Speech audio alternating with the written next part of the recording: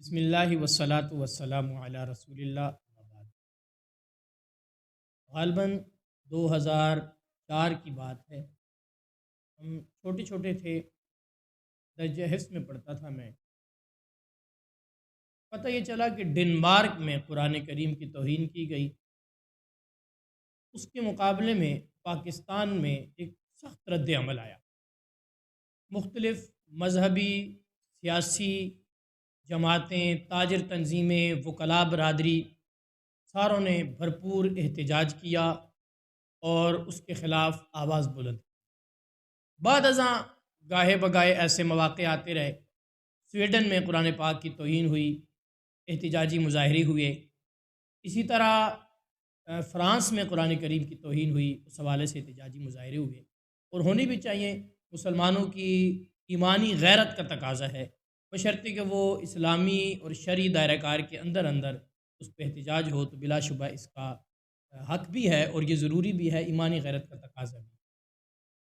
لیکن اب سوال یہ ہے کہ کیا قرآن کریم کی توہین جب جہاں ہو اس کے خلاف آواز بلند کرنا ضروری ہے، یا کسی خاص جگہ پہ قرآن پاک کی توہین ہو تو اس کے لیے ہی آواز بلند کرنا ضروری ہے؟ میں جس طرف جا رہا ہوں یا جو بات میں کرنا چاہتا ہوں وہ بڑی واضح سی ہے۔ میں آج یہاں پہ علامہ عبدالشکور لکھنوی رحمۃ اللہ تعالیٰ علیہ کی تحقیق کا وہ حوالہ جات پیش نہیں کرنا چاہتا۔ میں کسی مذہب کی کتابوں کے حوالے اور ان کی کتابوں کے صفحات نہیں بتانے چلا، میں ایک ظاہری اور حسی چیز پیش کرنے چلا ہوں، کیونکہ دنیا کے سامنے آئی۔ تقریباً کچھ عرصہ قبل کراچی کے اندر گفتگو کرتے ہوئے ایک شخص نے کہا کہ ہم نے اصلی قرآن کریم ڈھونڈ لیا ہے، برٹش لائبریری سے ہم اس کی تصدیق کروائیں گے اور اس کے بعد دنیا کو بتائیں گے کہ اصلی قرآن کریم ہم نے دنیا کے سامنے پیش کیا۔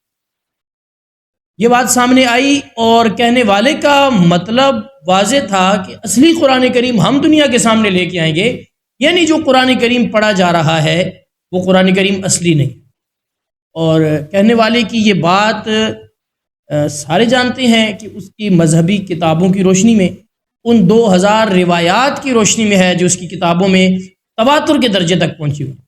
بہرحال وہ بات آئی اور گئی ہو گئی، کوئی احتجاج نہیں ہوا، کسی نے آواز نہیں اٹھائی، کسی کی جانب سے کوئی تبصرہ نہیں ہوا، کوئی دھرنا نہیں دیا گیا، کوئی مظاہرہ نہیں ہوا۔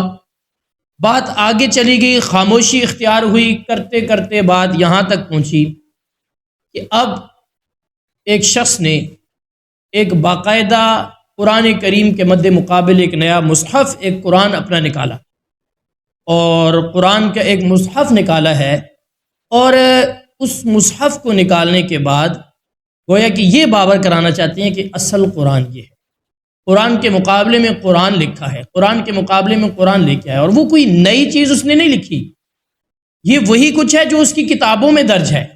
اس نے اپنی کتابوں میں جو کچھ تھا وہ سارا کچھ نکال کے اس مصحف کے اندر درج کر کے، تحریر کر کے سامنے لے آیا ہے۔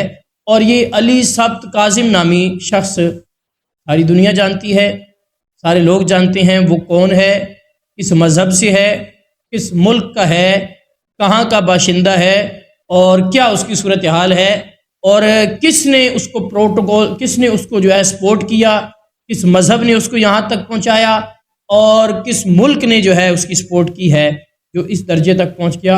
اور وہ نکل کر وہ جو ہے وہ PDF کی صورت میں سوشل میڈیا پہ وائرل ہو چکا ہے۔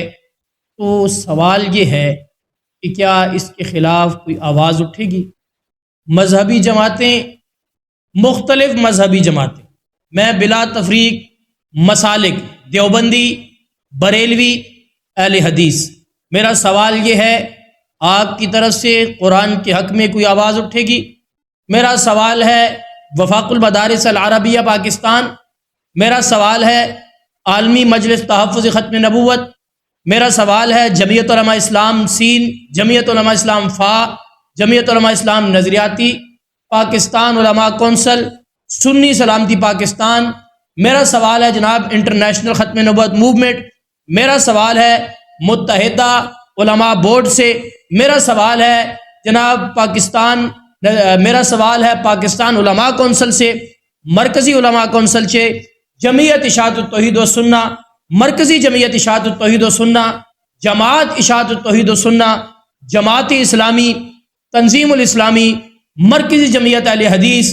جناب اسی طرح میرا سوال ہے سنی تحریک سے، میرا سوال ہے سنی علماء کونسل سے، میرا سوال ہے متحدہ علماء بورڈ سے، میرا سوال ہے جناب جمعیت علماء پاکستان سے، میرا سوال ہے جمعیت علماء پاکستان نورانی گروپ سے، میرا سوال ہے جناب اسی طرح جو ہے تحریک لبیک پاکستان سے۔ کہاں ہیں یہ ساری جماعتیں؟ کہاں ہیں یہ سارے مذہبی گروپ؟ اور کہاں ہیں انجمن تاجران؟ تحریک طلبہ اسلام کہاں ہے؟ تحریک منہاج القرآن کہاں ہے؟ جناب دیگر مذہبی سیاسی طلبہ تنظیمیں، تاجر برادریاں، وکلاء تنظیمیں، یہ ساری جماعتیں کہاں ہیں؟ قرآن کریم کی صرف توہین نہیں ہوئی، قرآن کے مقابلے میں قرآن لکھ دیا گیا، مد مقابل قرآن لایا گیا۔ کیا اس پہ کوئی آواز اٹھائے گا؟ اس پہ کوئی احتجاجی مظاہرہ ہوگا؟ کیا اس مجرم کو گرفت میں لانے کے لیے کوئی تحریک چلے گی؟ اگر چلتی ہے تو بہت اچھی بات ہے، لیکن اگر نہیں چلتی تو پھر ہم یہ سوچنے پہ مجبور ہو جائیں گے کہ قرآن کی توہین کہیں پہ ہوتی ہے، انگریز کرے، یہودی کرے، عیسائی کرے یا کوئی بھی کرے، تو قرآن کی توہین تو توہین ہے۔ لیکن اسلام کے دعوے، اسلام کے لبادے میں آ کر اگر کوئی قرآن کی توہین صرف نہیں، قرآن کے مقابلے میں اپنا قرآن لے کے آ جاتا ہے، گویا کہ وہ قرآن جو محمد رسول اللہ صلی اللہ علیہ وسلم پہ نازل ہوا، وہ قرآن جس کو سیدنا صدیق اکبر رضی اللہ عنہ کے دور میں جمع کیا گیا، وہ قرآن کریم جس کو سیدنا عثمان رضی اللہ تعالیٰ نے نشر کیا، وہ قرآن جس کی تلاوت سیدنا علی کیا کرتے تھے، وہ قرآن جو اہل بیت اطہار کے گھروں میں تھا، وہ قرآن جو صحابہ و اہل بیت نے جس کے لیے قربانیاں دی ہیں، اس قرآن کریم کو بدلنے کی کوشش کی جا رہی ہے۔ قرآن تو نہیں بدلے گا، لیکن جو بدلنے کی کوشش کر رہی ہیں، کیا کسی قانون کے تحت ان کی گرفت کی جائے گی؟ یہ سوال میں اپنے آپ سے بھی کرتا ہوں، یہ سوال امت مسلمہ کے تمام رہنماؤں سے، وہ مذہبی ہوں، وہ سیاسی ہوں، وہ دینی ہوں، کسی بھی اعتبار سے وہ تعلق رکھتے ہیں، ان سب سے سوال بنتا ہے آخر اس کا حل کیا ہے؟ اس کا حل امت کے نوجوانوں کو بتایا جائے تاکہ وہ اپنے ایمان کو مد نظر رکھتے ہوئے اپنے ایمان کی، اپنے دین کی حفاظت کریں۔